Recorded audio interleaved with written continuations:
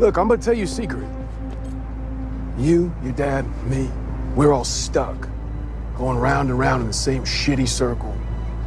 And we ain't never getting out. Is that like an analogy? 'Cause I feel like that's an analogy for something. I live my life a quarter mile at a time.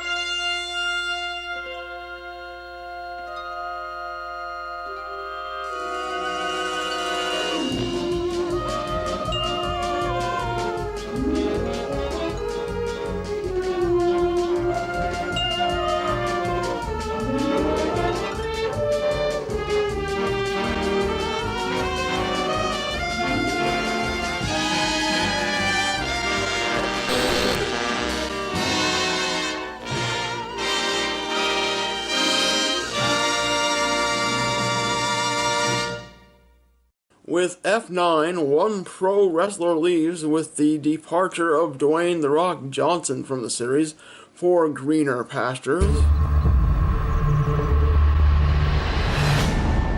Who the hell are you?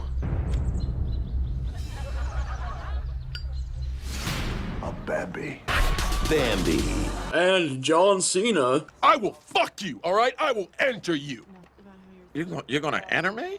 You like movies? We'll make a movie. Oh, God. We'll make Mama Say Knock You Out, starring my fist in your dick hole. What the fuck is wrong with this dude? Is introduced to the franchise as the long-lost, never mentioned before in 8 previous films, Toretto brother, Jacob. AKA... You're the useless one, right? I predict that sometime in the not-too-distant future, after Vin Diesel completely loses his marbles, he will commission special editions of the entire franchise, complete with CGI John Cena inserted into the previous 8 films. Even I get bored sometimes. You think I had a choice? But before we get to the enigma that is Jacob Toretto, we must go back to 1989. Oh, I got a live one here. And then it's Jim Henson's Fast and Furious babies.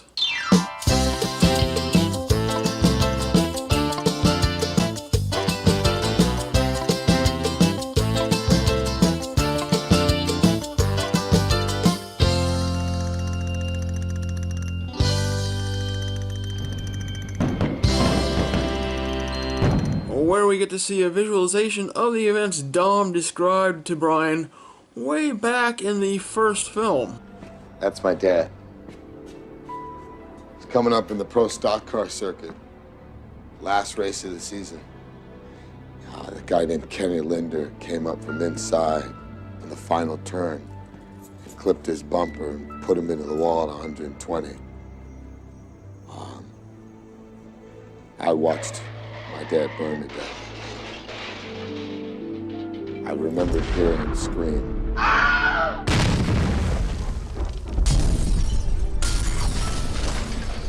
I saw Linda about a week later. I had a wrench. And I hit him. And I didn't intend to keep hitting him. Though Dom did leave out some vital information that first time. Mainly that Jacob was the one that started to go after Kenny, and Dom stepped in and took over. Dom did some time in prison, while Jacob was busy becoming the street racing king of Los Angeles. In current day, we find Dom, Letty, and little Brian living off the grid. You expecting someone? Brian, remember what we practiced? I think they bought a place in the same neighborhood as Sarah Connor. Talk fast. And Laurie Strode.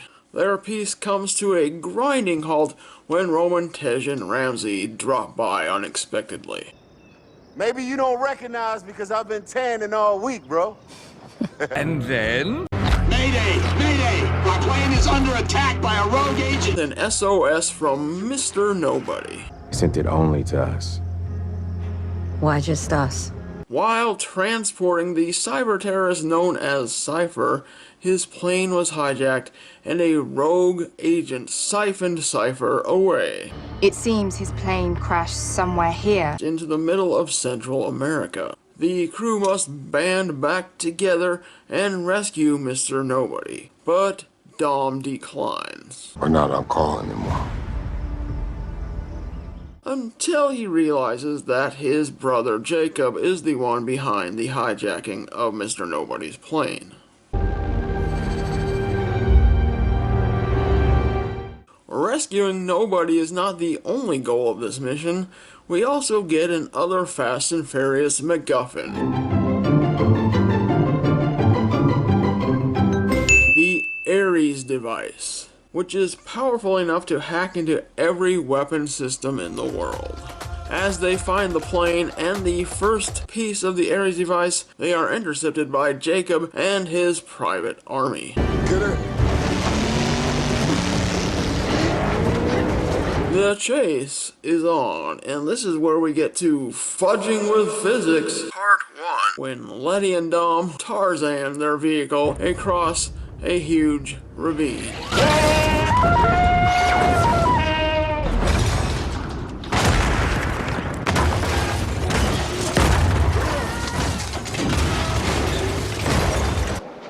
I meant to do that.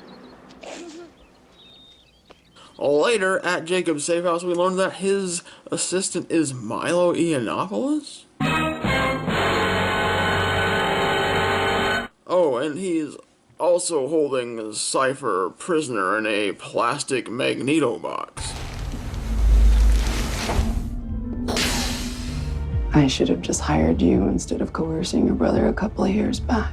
I don't work for the competition. That's cute. You thinking you're the competition. While trying to sway Jacob to work for her, Cipher also mentions that the second half of the Aries device is in Scotland. I bet all you ever wanted was a hug. You read my psyche, Val. Good for you. I read your second grade report card. That's what I do. We catch up with the Toretto crew in Mr. Nobody's turtle lair. If a Ninja Turtle pop out on me, I tell you right now, I'm out.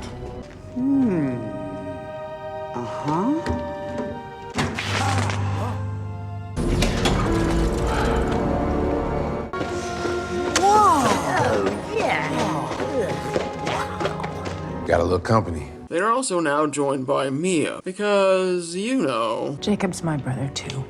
Mia and Letty assure Dom that all of their kids are safe under the watchful eyes of Brian. The team then learns that Han had been working with Mr. Nobody. No way. That's exactly what I said. So you're saying Han's death is connected to all of this?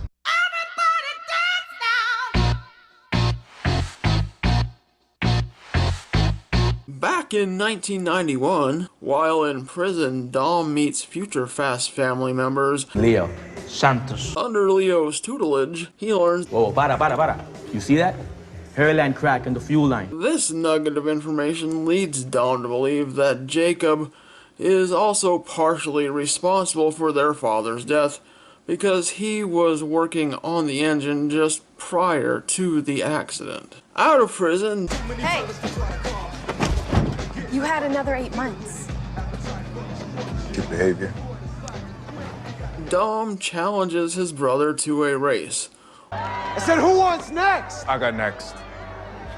Winner gets to stay in Los Angeles. Jacob loses that race. Letty and Mia drift off to Tokyo, looking into what Han was up to while he was working with Mr. Nobody. Roman and Tej meet up with Tokyo Drift's Lucas and Twinkie in Germany. Twinkie? So you must be Ding Dong and Snowball. That was Snowball. Why do you call him that? They have teamed up with Earl and are trying to build a rocket car. Is that a Pontiac Fiero strapped to a rocket engine? In London, Dom learns how to locate Jacob with a little help from Mama Shaw. Nice necklace, Queenie. Diamonds and emeralds never look so good. Dominic Toretto. Dom and Jacob meet The brother you're looking for? It's from an old life. and fight. All I see is the same scared little kid that killed our father.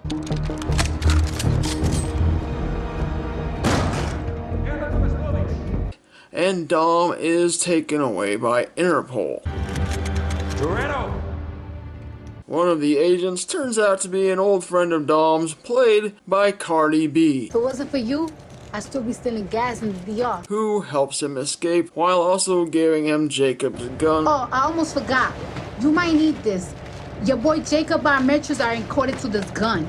You have no trouble tracking him now. While searching for clues in a Tokyo apartment, Letty and Mia stumble across Elle. Letty, Mia. Down, now.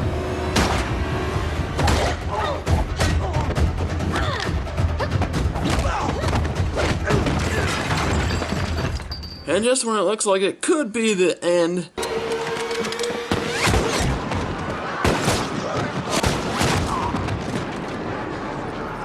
they are saved by a mysterious sniper. This sniper is then revealed to be our man, Han Solo.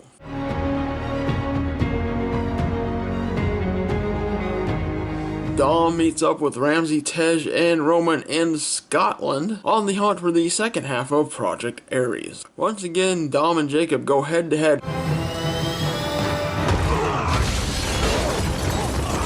It's a street fight on top of moving vehicles.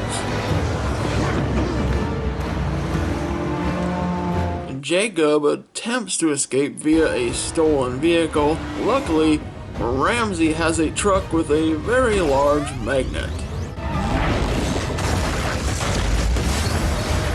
Fucking magnets, how do they work?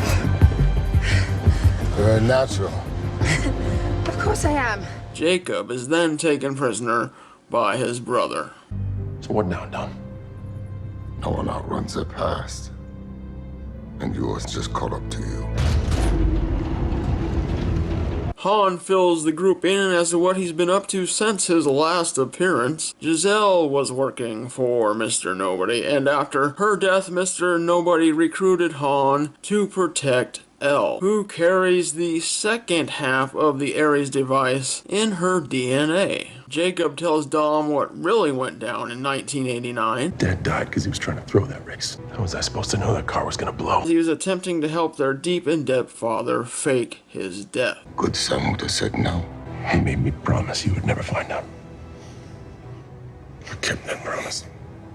Jacob's associate Milo, Otto, shows up to rescue Jacob and kidnap Elle. Dom takes on about 10 guys all by himself. He then severs the chains on a bridge and takes a plunge into the water below.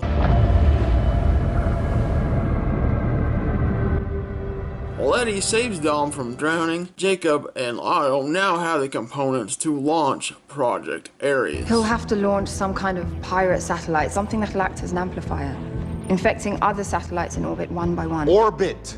That's outer space. That's another level.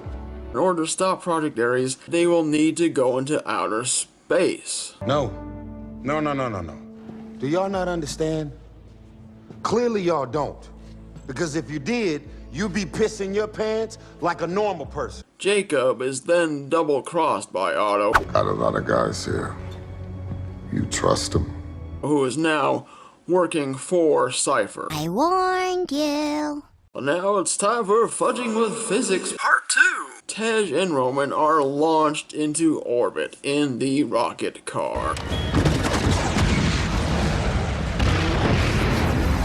Man, when I heard that they went into space into this film, I thought that was a slight exaggeration. But it's not. It's really not. We're in outer space! The guys go into space in a makeshift rocket car. They manage to destroy the satellite. And then they are rescued by the team aboard the International Space Station. We come in peace! Hey! It's really amazing. While attempting once again to kill Dom, Cipher blows up the truck he's on, only managing to exterminate Otto in the process. Cipher was flying her plane via remote, so she is able to escape once again. Dom helps Jacob out,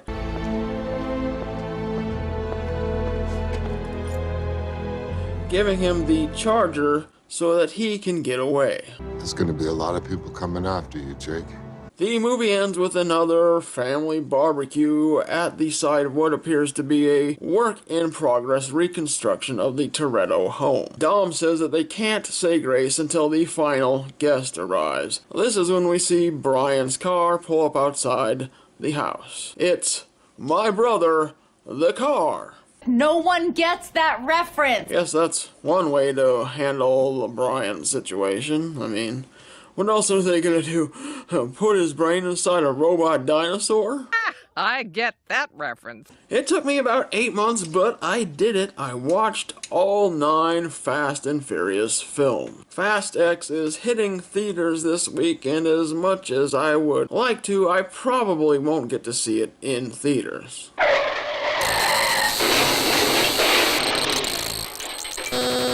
So where would I rank F9? I enjoyed it slightly more than 7 and 8, so it's going just above them on my list at number 7. I've come a long way from those days when I thought, I fucking hate those goddamn stupid car movies. This series is just goofy fun, starting with simple mid-budget tales of street racing teams and the federal agents who infiltrate their ranks, to outlandish mega-budget action-adventure spy-tech extravaganzas. They're like comic books come to life, or big-budget soap operas. Thanks for watching!